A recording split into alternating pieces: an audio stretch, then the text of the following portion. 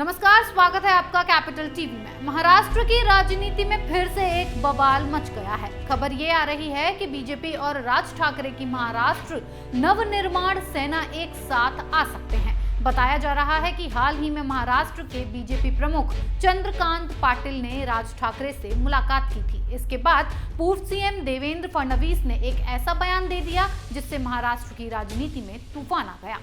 महाराष्ट्र भाजपा के अध्यक्ष चंद्रकांत पाटिल ने जैसे ही महाराष्ट्र नवनिर्माण सेना के प्रमुख राज ठाकरे से मुलाकात की, महाराष्ट्र की राजनीति का तापमान बढ़ गया।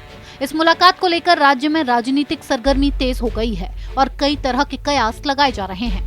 आपको बता दें कि महाराष्ट्र में स्थानीय निकाय के चुनाव होने वाले हैं। उससे पहले अगर बीजेपी और मनसे एक साथ आ जाती हैं, तो महाराष्ट्र में राजनीतिक समीकरण पूरी तरह से बदल जाएंगे।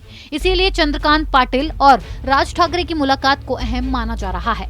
हालांकि इस मुलाकात के बाद पाटिल ने कहा कि गठबंधन को लेकर कोई चर्चा नहीं हुई है। राज ठाकरे ने मुझसे कहा है कि मुंबई में रहने वाले गैर मराठियों से उन्हें कोई परहेज नहीं है। इस बीच कुछ राजनीतिक अंतर हैं और दोनों पार्टियों के बीच गठबंधन को लेकर कोई चर्चा नहीं हुई है। लेकिन कहानी में एक ट्विस्ट तब आया जब पूर्व सीएम देवेंद्र फडणवीस ने एक अजीबोगरीब बयान दे दिया। बीजेपी और मनसे के बीच गठबंधन की चर्चा तो हो ही रही है, इसीलिए मीडिया ने जब फडणवीस से इसके बारे में सवाल किया तो उन्होंने सीधे सीधे तो कुछ नहीं कहा, लेकिन इशारों में बहुत कुछ कह गए। उन्होंने कहा कि बीजेपी 2024 विधानसभा चुनावों में सिर्फ एक इंजन के साथ उतरेगी। नोट करने वाली बात यह है कि महाराष्ट्र नवनिर्माण सेना का चुनाव चिन्ह भी रेलवे इंजन है।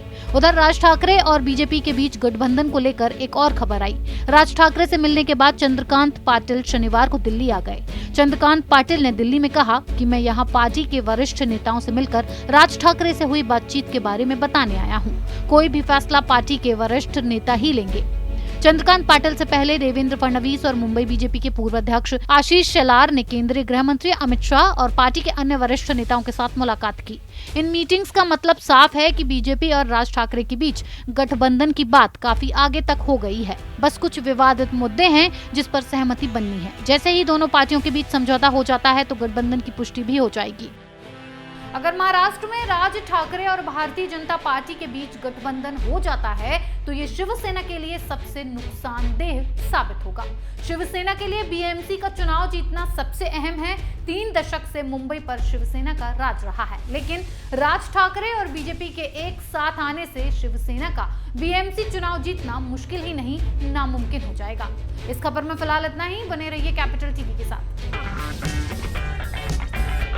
अगर आपको हमारा वीडियो पसंद आया हो तो इसे लाइक करें, हमारे चैनल को सब्सक्राइब करें और हाँ, बेल आइकन दबाना ना भूलें ताकि आप तक हमारे वीडियो की नोटिफिकेशन पहुंचती रहे।